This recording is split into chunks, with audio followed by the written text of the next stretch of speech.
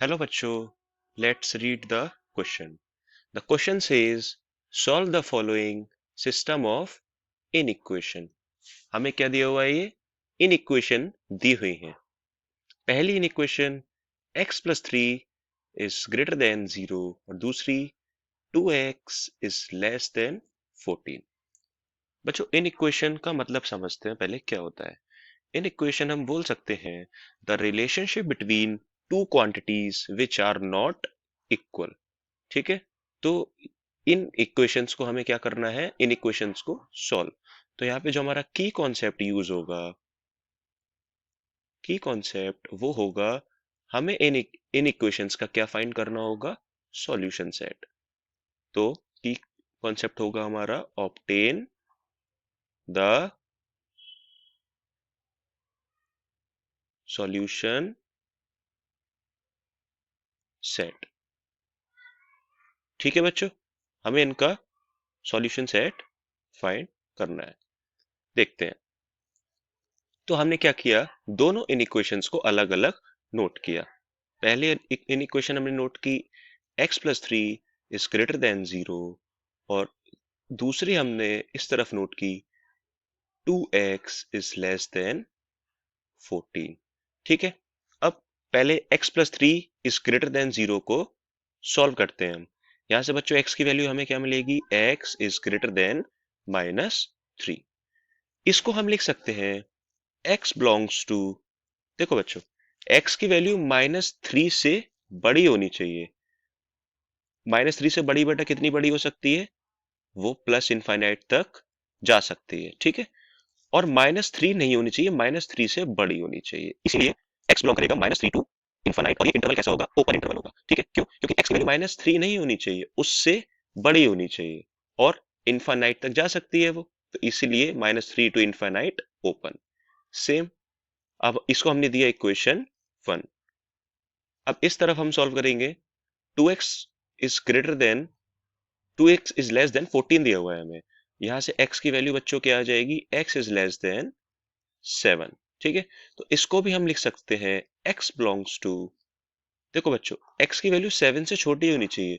तो 7 से छोटी यानी कि कहां तक जा सकती है, माइनस इनफाइनाइट. और ये भी कैसा होगा, open. Minus infinite to, x की वैल्यू 7 से बड़ी थोड़ी होगी बच्चों. तो यहाँ पे आ जाएगा 7 और ये भी कैसा रहेगा, ओपन. क्यों, क्योंकि x की वैल्यू 7 से छोटी होनी चाहिए, 7 उसमें इंक्लूड नहीं करेंगे, इसलिए ये भी कैसा होगा, ओपन. इसको हमने दिया इक्वेशन 2. ठीक है. अब हमें क्या करना है बेटा, इनका सॉल्यूशन सेट फाइंड करना है. तो सॉल्यूशन सेट कैसे मिलेगा हमें, जब हम इक्वेशन 1 और इक्वेशन 2 का हम क्या निकाल पाएंगे, इंटरसेक्शन निकाल पाएंगे. तब हमें मिलेगा हमारा सॉल्यूशन सेट. तो लिखते हैं हम बच्चों, so the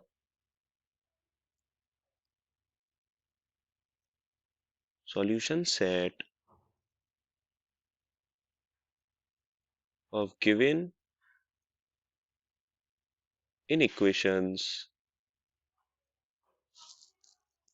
is the intersection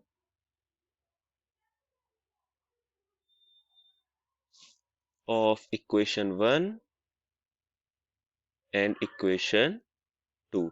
यानी हमें इक्वेशन 1 और इक्वेशन 2 का बच्चों क्या निकालना है, अब सॉल्यूशन सेट फाइंड करना है. ठीक है. तो चलिए अब इनका हम सॉल्यूशन सेट फाइंड करते हैं. इक्वेशन 1 के हिसाब से बच्चों x की वैल्यू लाई कर रही है -3 से इनफाइनाइट के बीच में, और इसका मुझे इंटरसेक्शन लेना है बेटा.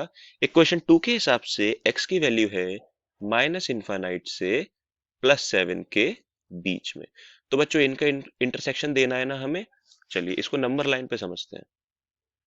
नंबर लाइन ये है हमारी, माइनस इनफाइनाइट प्लस इनफाइनाइट. ठीक है.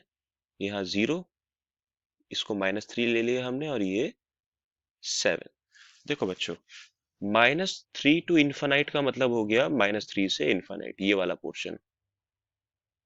और -इनफाइनाइट टू 7 का मतलब हो गया -इनफाइनाइट से 7, ये वाला पोर्शन. इंटरसेक्शन का मतलब बच्चों क्या होता है, इंटरसेक्शन का मतलब होता है कॉमन एरिया. तो कॉमन एरिया हमें यहां से ये वाला मिल रहा है. ठीक है. तो ये वाला एरिया हमें क्या क्या मिला, ओपन -3 टू 7। ठीक है, और यही हमारा क्या हो जाएगा, solution set. So the solution set is -3, 7। और बेटा ये इंटरवल कैसा रहेगा, ओपन। ठीक है, I hope you understand. Thank you so much.